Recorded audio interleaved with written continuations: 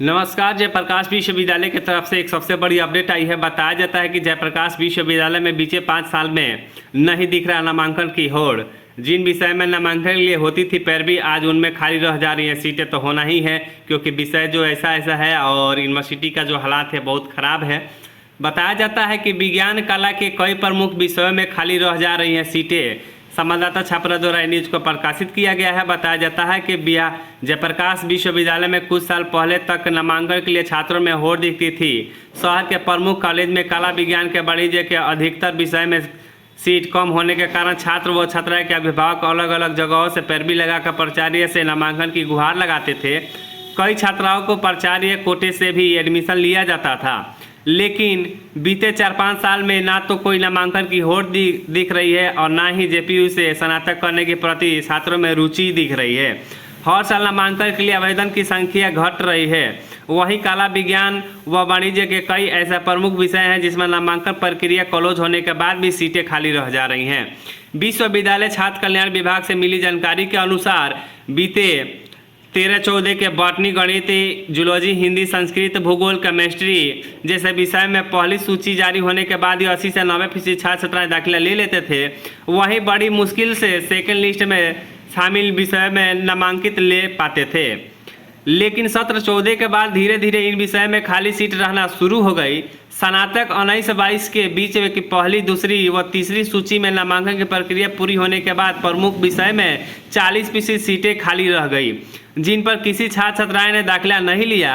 यही नहीं, भोजपुरी, दर्शन शास्त्र, मनोविज्ञान व अर्थशास्त्र जैसे विषय में 20 से 25% सीटें रह जा रही हैं खाली। बीते 5 साल में 45,000 सीटें रह गई खाली। सत्र 18 से 22 के बीच में नामांकन की प्रक्रिया क्लोज होने के बाद करीब 45,000 सीटें रह गई थी खाली। स्नातक सत्र 18 में 8,000 सीटें बच गई थी। वहीं 2019 में 9,000, 2020 में 9,200, 2021 में 9,000 व 2022 में करीब 10,000 सीटें रह गई थी खाली। वहीं इस साल भी स्नातक सत्र 23-27 में पहली सूची में नामांकित की प्रक्रिया क्लोज होने के बाद मजब 16,000 छात्रों ने दाखिला लिया। अभी करीब 21,000 सीटें बची हुई है। दूसरी सूची जारी होती है तो 4-5 हज़ार से अधिक छात्र नामांकन नहीं करा सकेंगे। ऐसे में इस साल करीब 17,000 सीटें खाली रह जाने की संभावना है। अभी देखिए, यूनिवर्सिटी ने अपना कमियां देख ली है कि 17,000 सीट हमारा खाली रह सकता है, यानी वो भी संभावना ले लिया है। बताया जाता है कि 20% भी सीटें बढ़ाई गई है। कुछ इस साल पहले तक की सीटें कम होने के कारण नामांकन की कड़ी प्रतिष्ठा रहती थी। वही 3 साल पहले राज्य सरकार ने निर्देश पर जयप्रकाश विश्वविद्यालय में कला, विज्ञान, वाणिज्य के अलग अलग विषयों में 20% सीटें बढ़ोतरी की है। वर्ष 2020 तक विद्यालय में 32,000 सीटें स्नातक के अंतर्गत उपलब्ध थी। सीट बढ़ोतरी के बाद आज करीब 37,000 सीटें उपलब्ध है। इतना ही नहीं, हर साल जेपीयू में स्नातक के लिए नामांकन से पहले अप्लाई करने वाले छात्र छात्राओं की संख्या घट रही है। इस साल मजब 43,000 छात्रों ने नामांकन के लिए आवेदन दिए हैं। वहीं वर्ष 2022 में 52,000 तथा वर्ष 2020 में 60,000 छात्रों ने अप्लाई किया था। ऐसे में हर साल करीब 10,000 आवेदन घट रहे हैं। जयप्रकाश विश्वविद्यालय में स्नातक सत्र वर्ष 2014 से ही पिछड़ा हुआ है। रिक्त सीट में अधिक से नामांकन के मामले में 2024 से 2016 की परीक्षाएं बाधित रही थी। इसके बाद 17 से परीक्षाएं शुरू हुई। इसी बीच सत्र को अपडेट नहीं किया जा सका। इस समय स्नातक के 4 सत्र चल रहे हैं, जिसमें 3 सत्रों में 2 साल पिछड़े हुए कॉलेज में बुनियादी विषयों को अभिभावकों पे अभाव, अधिकतर कॉलेज में smart classes, e-library, common room, पेयजल, शौचालय की व्यवस्था नारद है। ऐसे में छात्र छात्राएं महज खाना पूर्ति के लिए दाखिला ले सकेंगे।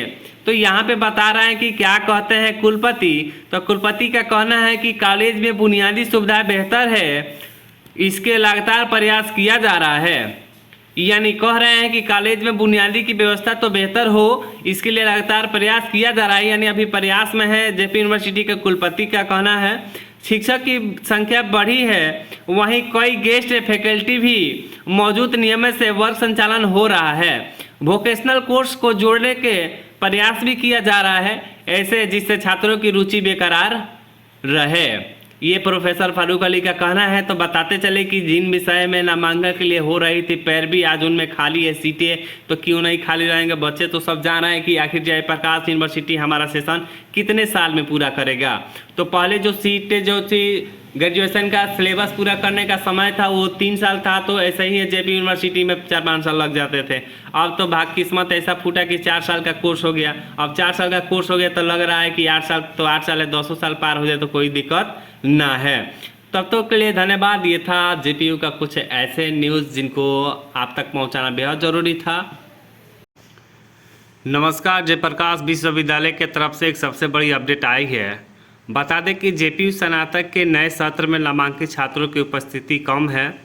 बताया जाता है कि स्नातक के नए सत्र में पहले सप्ताह कक्षाओं में 20% छात्रों की उपस्थिति।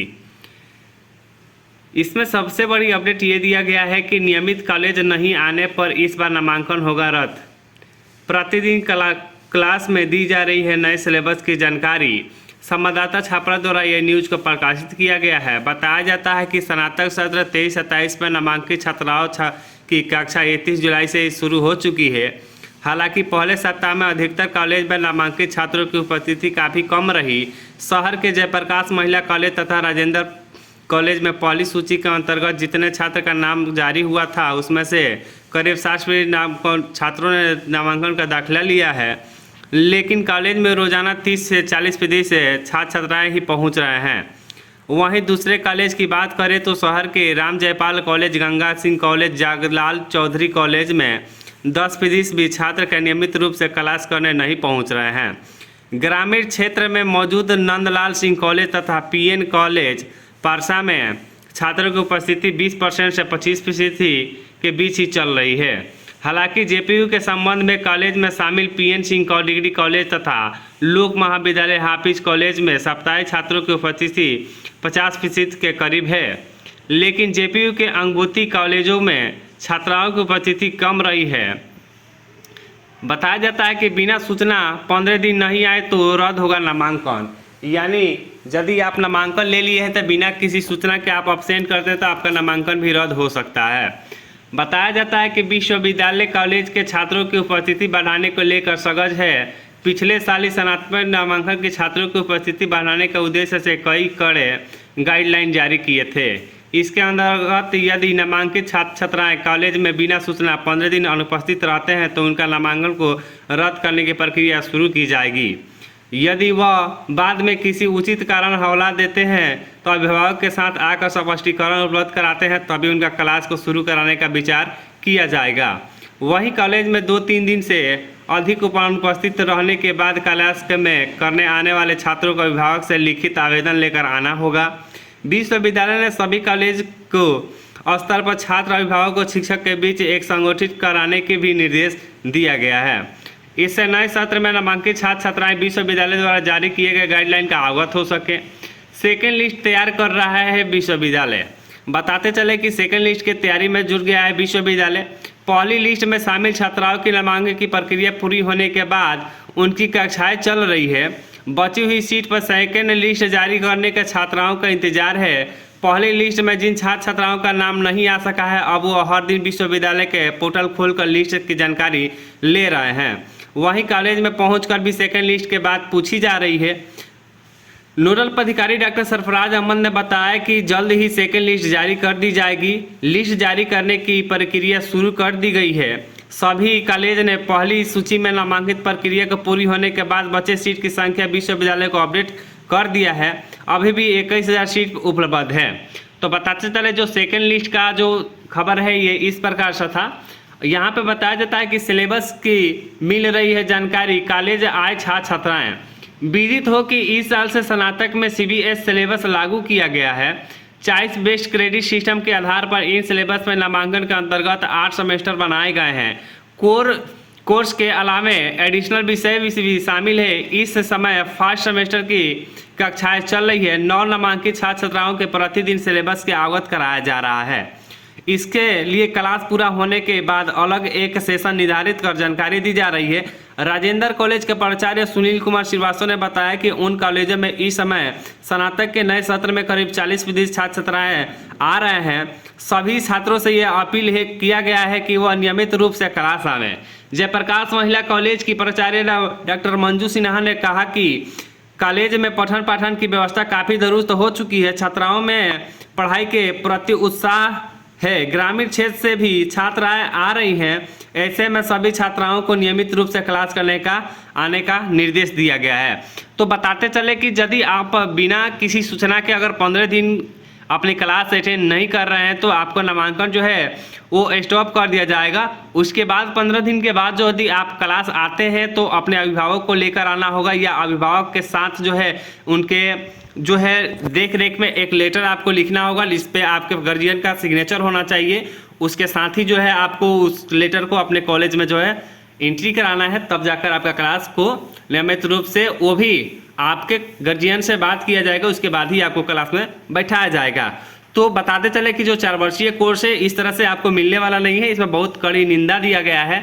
आप जो है 23-27 के छात्र हैं और 4 वर्षीय कोर्स है, इसको ध्यानपूर्वक आप लोग क्लास कीजिए। तब तक के लिए धन्यवाद।